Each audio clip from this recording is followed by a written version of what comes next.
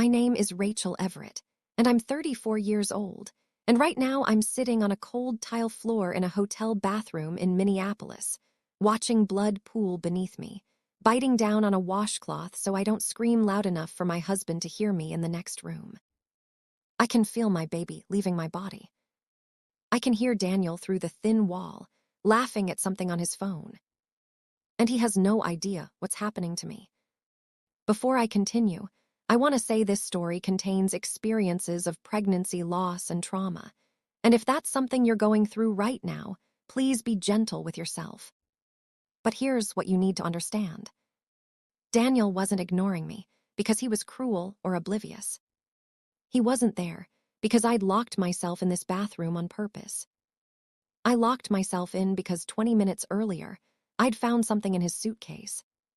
Something that made me realize the man I'd been married to for 6 years might be the reason I was losing this baby. And possibly the reason I'd lost the two before it. If this story resonates with you so far, consider subscribing. You're not alone in this. Let me take you back. I grew up in a small town outside of Columbus, Ohio.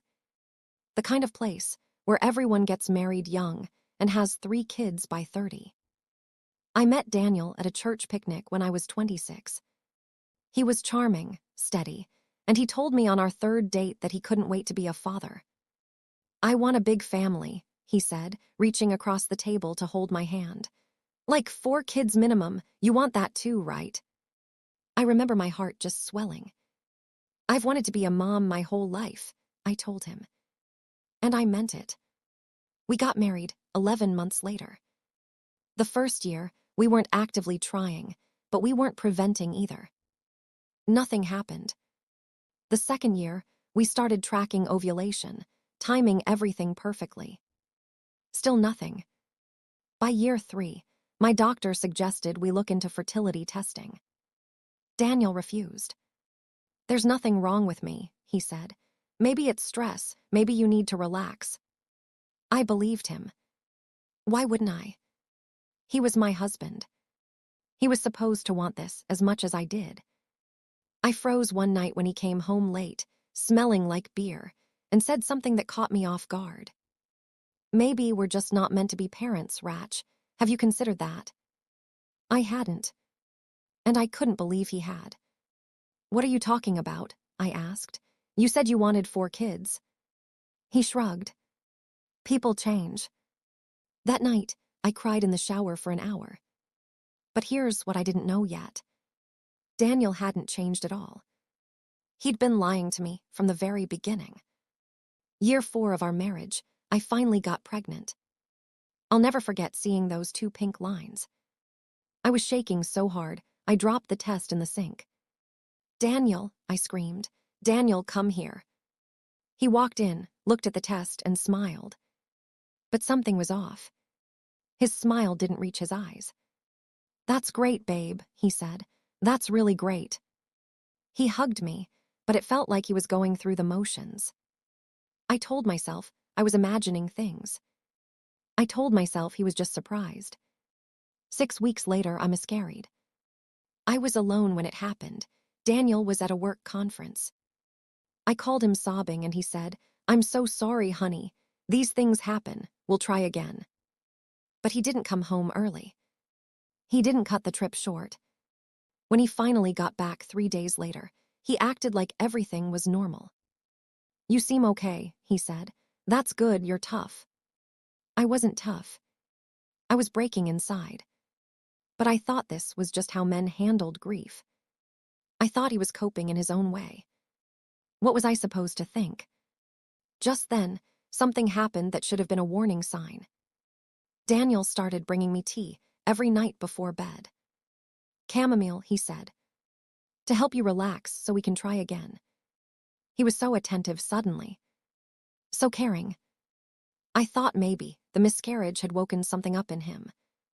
Maybe he finally understood how much this meant to me. I drank that tea every single night for months.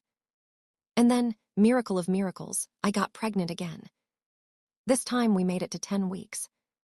I started to let myself hope. I started looking at nursery furniture online. Daniel caught me one afternoon, scrolling through cribs on my laptop. "Isn't it a little early for that?" he asked. His voice was sharp.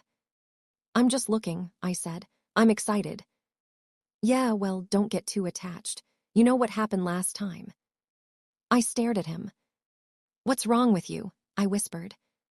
"Nothing's wrong with me," he snapped. "I'm being realistic. Maybe you should try it." That night, I miscarried again. 11 weeks. Almost out of the first trimester. I was so close. The cramping started around midnight. I went to the bathroom, and I knew immediately. I sat on the floor crying, and Daniel knocked once. "You okay in there?" "I'm losing the baby," I choked out. Silence. Then his footsteps, walking away. He went back to bed. I found out later he'd set an alarm to make sure he woke up before me the next morning. To make sure he got rid of the empty tea packets before I could see what was really in them. But I didn't know that yet. Right then, all I knew was that my husband felt like a stranger. And my body felt like a traitor. I fell into a depression, so deep I couldn't see the edges. I stopped eating. I stopped showering some days. Daniel was patient at first, then annoyed. "You need to snap out of this," he said after a month. "It's not healthy." "I lost 2 bobbies," I said. "And you'll never move on if you keep wallowing." I wanted to scream at him, but I didn't have the energy. My mother came to visit and pulled me aside after one day. "Honey, something's not right," she said. "You don't look like yourself, and Daniel, he doesn't seem like a man who just lost a child." "Mom, please," I said. "He's just coping differently." "Is he coping?" she asked. "Or is he relieved?" I told her she was being ridiculous. But the question lodged itself in my brain like a splinter. Was Daniel relieved? I started watching him more closely. I noticed he smiled more after the second miscarriage than he had during either pregnancy. I noticed he stopped bringing me that tea once I was no longer pregnant. I noticed when I mentioned trying again, he'd change the subject or pick a fight. "Maybe we need a break," he said one night, "from all of this." "All of what?" I asked. "From trying to have a family." "From the pressure. It's exhausting." "It's exhausting for you." He looked at me like I was being unreasonable. "I didn't say it wasn't hard for you too, but it affects both of us, Rachel." I was so confused. This was the man who'd wanted 4 kids. This was the man who'd proposed in my parents' backyard and talked about teaching our future sons to play catch. When I thought it couldn't get worse, I was wrong. I got pregnant a 3rd time. Against all odds, my body tried again. This time, I didn't tell Daniel right away. I waited 2 weeks. I wanted to be sure. When I finally told him, his face went blank. Not happy. Not sad. Just empty. "How far along?" he asked. "About 6 weeks." "Okay," he said. "I guess we'll see what happens." He walked out of the room. That night, the tea started again. "I made you something to help you sleep," he said, handing me a mug. "You've been so stressed. This'll help." I looked at him. Something in my gut told me not to drink it. "I'm not really in the mood for tea," I said. His jaw tightened. "I made it for you." "I know, I'll drink it later." I poured it down the sink when he wasn't looking. And every night after that, I pretended to drink it. But I threw it away. And something strange happened. My pregnancy symptoms got stronger. The nausea was overwhelming. The fatigue was crushing. But I was still pregnant. Week 7. Week 8. Week 9. I made it further than I ever had before. Then Daniel planned a trip. A baby moon, he called it. "Before you're too far along to travel, let's get away, just us." He booked a hotel in Minneapolis. A nice one. I thought maybe I'd misjudged him. Maybe he was finally coming around. The first night went fine. The second morning, he went down to the hotel gym. And I did something I'd never done before. I went through his suitcase. I don't know what I was looking for. I don't know what I expected to find. But what I found stopped my heart. Tucked into a side pocket, wrapped in a plastic bag, were dozens of small packets. They weren't chamomile. The labels had been torn off, but a few had partial text. Words I didn't fully understand at first. But one phrase was clear enough. Not for use during pregnancy. I Googled what I could read. My hands were shaking so badly, I could barely type. What I found made me double over. These weren't herbs. They weren't supplements. They were compounds that could harm a developing pregnancy. Dangerous compounds. Things he'd been slipping into my tea. Things he'd been giving me every single night. My husband had been poisoning my pregnancies. He'd been murdering our bobbies before they ever had a chance. I heard the hotel room door open. Daniel was back from the gym. "Ratch, you okay in there?" I was in the bathroom. I'd run in there the moment I heard the door. I'd locked it behind me. And that's when the cramping started. Whether it was the shock, the stress, or something he'd already done, I'll never know. But I was losing this baby too. Right there, on the cold tile floor. Alone. I could hear him in the next room, turning on the TV. Laughing at something. I stuffed a washcloth in my mouth and sobbed. I stayed in that bathroom for 3 hours. When I finally came out, I told him I had food poisoning. He barely looked up. "That sucks. You want me to get you some Gatorade?" I shook my head. I couldn't speak. I couldn't look at him. I had to get home. I had to figure out what to do. I had to survive the next 48 hours without letting him know that I knew. That flight home was the longest 2 hours of my life. I sat next to the man who had murdered our children and made small talk about the weather. I smiled when he made jokes. I let him hold my hand during turbulence. And inside I was dying. When we got home, I told him I needed to rest. I waited until he left for work the next day. Then I packed a bag, grabbed every piece of evidence I could find, the tea packets, the receipts from where he'd ordered them, screenshots of my research, and I drove straight to the police station. The officer at the desk looked confused at first. "Your husband was putting something in your tea." "He was poisoning me," I said, "to make me miscarry." She blinked. That's a serious accusation." "I have evidence," I said. 3 pregnancies, 3 losses, and I have what he was using." She called a detective. The detective called a prosecutor. And then something happened that I'll never forget. A female detective sat down across from me and said, "I believe you." Those 3 words broke something open in me. I sobbed so hard I couldn't breathe. She handed me tissues and said, "Take your time. We're going to figure this out." The investigation took months. They tested the packets. They pulled his purchase history. They found emails between Daniel and someone he'd met online who had taught him exactly what to buy and how to use it. He'd been planning this since before our first pregnancy. He never wanted children. He just wanted me. He wanted me tied to him, grateful for his support, dependent on his care. But he didn't want to share me with a baby. He didn't want his life to change. So he made sure it wouldn't. Daniel was arrested at his office on a Tuesday afternoon. They charged him with multiple counts, including assault on an unborn child. The specifics vary by state, and I won't go into all of it because the legal process is complicated and every situation is different. But in my case, what he did was a crime. And finally, someone was holding him accountable. The court case was brutal. Daniel's lawyer tried to paint me as unstable, as obsessed with pregnancy, as someone who would say anything for attention. His family testified that I was difficult and high-strung. His mother said she always wanted Bobby's more than she wanted my son. But the evidence was overwhelming. And I wasn't the only one who testified. One of Daniel's ex-girlfriends came forward. She'd had 2 miscarriages while they were together. She'd always thought it was her body. She'd blamed herself for years.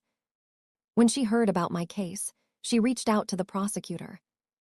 "He gave me tea too," she said, "every single night." Daniel was convicted. He's serving time now. I won't say for how long, because frankly, no amount of time feels like enough. But he's gone. He can't hurt anyone else.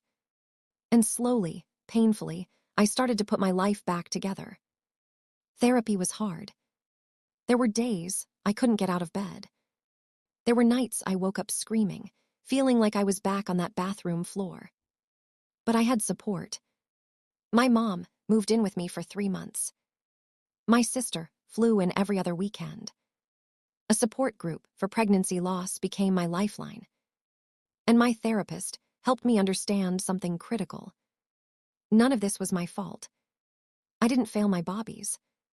I didn't fail as a woman, as a wife, as a mother. Someone deliberately harmed me. And I survived. 2 years later, I met someone. His name is Marcus. He's a teacher. He's patient and kind, and he cried when I told him my story. Not because he pitied me. Because he was angry. "How could anyone do that?" he said. "You deserved so much better." Marcus and I took things slowly. I was terrified to trust anyone again. But he never pushed. He just showed up. Day after day. Month after month. When I told him I wasn't sure I could ever try to get pregnant again, he said, "Then we won't. Or we'll adopt. Or we'll be the best aunt and uncle to every kid we know. Whatever you want, Rachel, I just want you." Last spring, I got pregnant. Unplanned. Unexpected. Terrifying. I called my doctor in tears. "I don't know if I can do this," I said. She was amazing. She scheduled extra monitoring. She connected me with a high-risk specialist. She talked to me about my fears without judgment. "We're going to take this one day at a time," she said, "and you're not alone." Marcus came to every single appointment. He held my hand during every ultrasound. He learned which foods helped my nausea and stocked the fridge with them. At 20 weeks, we found out we were having a girl. I couldn't stop crying. "She's real," I kept saying. "She's really real." Marcus laughed and kissed my forehead. "She's really real." Last month, I gave birth to a healthy baby girl. Her name is Hope. It's a little on the nose, I know. But it's true. She is my hope. She is proof that darkness doesn't win. She is proof that my body was never broken. She is proof that love, real love, protects. I held her in the delivery room and whispered, "You have 3 siblings watching over you. They wanted you to get here safely. And you did." Marcus cried harder than I did. Becoming a mother almost destroyed me. Not because of my body. Not because of nature. Because someone who was supposed to love me chose violence instead. If you're struggling with infertility, with loss, with a partner who doesn't seem to care the way they should, please talk to someone. Your healthcare provider.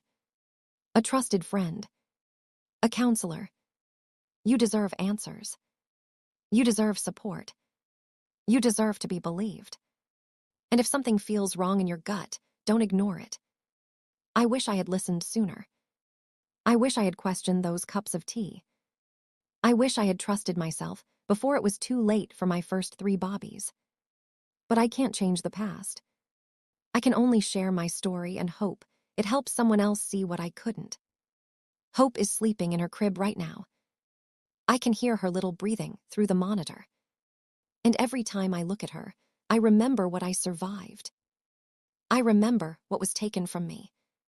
And I remember that I'm still here. Still standing. Still a mother. Thank you for listening to my story. For letting me share the hardest, darkest chapter of my life. And for being here. If you've made it this far, please leave a comment. I want to know, Have you ever had a gut feeling about someone that turned out to be right? What happened, and did you listen to it? Your story might help someone else trust themselves when they need it most.